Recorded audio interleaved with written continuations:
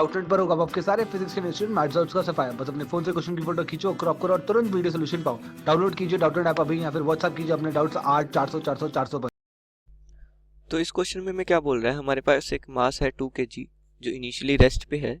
वो मूव करता है under the action of an applied horizontal force that is equal to 7 newton with a coefficient of kinetic friction 0.1।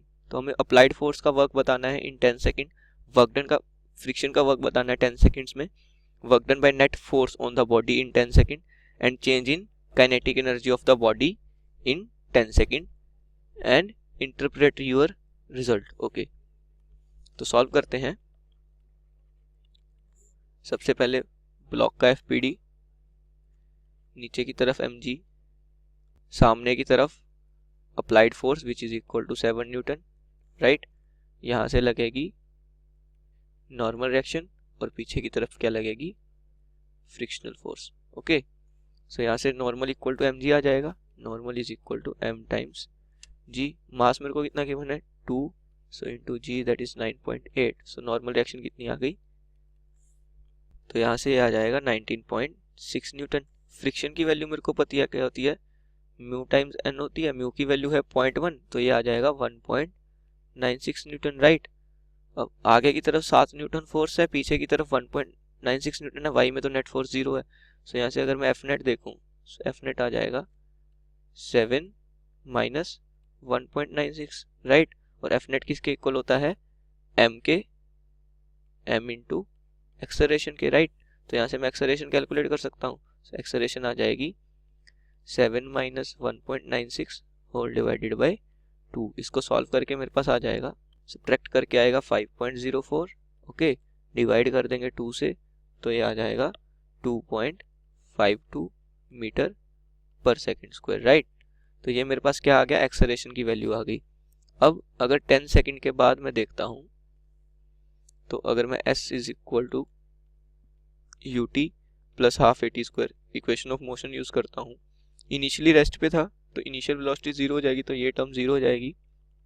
यहाँ से मेरे पास s आ जाएगा half into 2.52 that is acceleration into 10 seconds. Time कितना given है 10 second, तो 10 का स्क्वायर। ओके, तो यहाँ से मेरे पास s आ जाएगा, ये 100 होगा, 100 को 2.52 से मल्टीप्लाई करेंगे तो वो 252 आ जाएगा बाय 2। सो ये आ जाएगा 126 मीटर। ओके, सो मेरे पास s की वैल्यू भी आ गई 126 मीटर, राइट। अब फर्स्ट केस में मेरे से पूछ रहा था अप्लाइड फोर्स का वर्क, सो वर्क होता है F vector dot S vector, right. So it will be Fs cos theta. अब फोर्स भी आगे की तरफ है, डिस्प्लेसमेंट भी आगे की तरफ है, तो ये हो जाएगा Fs cos, एंगल कितना हो जाएगा उनके बीच में, दोनों के बीच में 0 डिग्री, cos 0 होता है 1, so simply F into S आ जाएगा।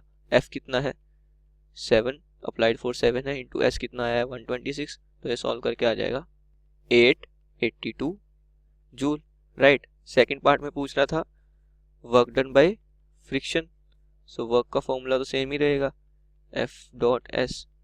फ्रिक्शन बिल्कुल anti parallel, friction opposite direction में, डिस्प्लेसमेंट आगे की तरफ है, तो यहाँ पे अगर एफ एस कॉस थीटा में थीटा क्या हो जाएगा 180 हो जाएगा, राइट। है तो parallel he but anti parallel, opposite direction में, तो यहाँ पे कॉस 180 आ जाएगा। कॉस 180 होता है -1, तो आ जाएगा minus F into S, right. अब फ्रिक्शनल फोर्स की वैल्यू मैंने कैलकुलेट की थी, कितनी आई थी 1.96। Okay, so 1.96 into 126 with the minus sign. Okay, तो ये वर्क ऑफ फ्रिक्शन आ जाएगा, सो ये आ जाएगा minus 246.96 joule. Okay, so work done by friction आ गया मेरे पास, ये था मेरे पास work done by applied force, let's say capital F से डिनोट कर लेते हैं, और वर्क डन बाय फ्रिक्शन आ गया। थर्ड पार्ट में नेटवर्क पूछा था। अब फोर्सेस तो दो ही हैं, दोनों का वर्क मैंने कैलकुलेट कर लिया, राइट। वर्टिकल वाली फोर्सेस तो कैंसिल हो रही हैं, सो थर्ड में अगर मैं नेट वर्क डन देखूं तो वो आ जाएगा work done by applied force plus work done by friction which is equal to 882 minus 246.96, तो ये सॉल्व करके आ जाएगा 635.04 जूल, और जिसको अप्रोक्सीमेटली मैं लिख सकता हूँ 635 जूल। ओके, तो नेट वर्क डन भी आ गया। अब फोर्थ पार्ट में मेरे से क्या पूछ रहा था, चेंज इन काइनेटिक एनर्जी। तो सबसे पहले अगर इक्वेशन ऑफ मोशन यूज करता हूँ तो v is equal to u plus a t, right. u तो 0 है, सो यहाँ से v कितना आ जाएगा, a टाइम्स t। एक्सेलरेशन मेरी कितनी आई थी, एक्सेलरेशन मेरी आई थी 2.52, right. So into t, t is 10 seconds, तो वेलोसिटी कितनी आ जाएगी मेरी 25.2 मीटर पर सेकेंड, राइट।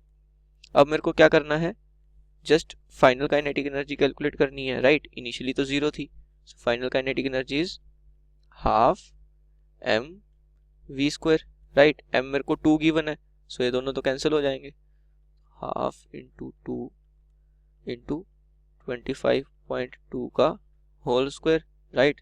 सो ये 2 और 2 कैंसिल हो जाएंगे, तो यहाँ से आएगा 25.2 का स्क्वायर होता है 635.04 जूल, राइट।